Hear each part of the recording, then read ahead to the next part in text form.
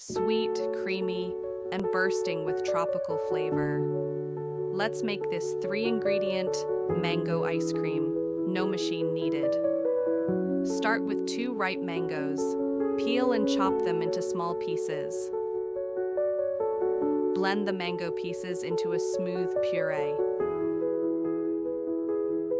In a large bowl, mix 1 cup of cold heavy cream. Whip until soft peaks form. Add 1/2 cup sweetened condensed milk and the mango puree.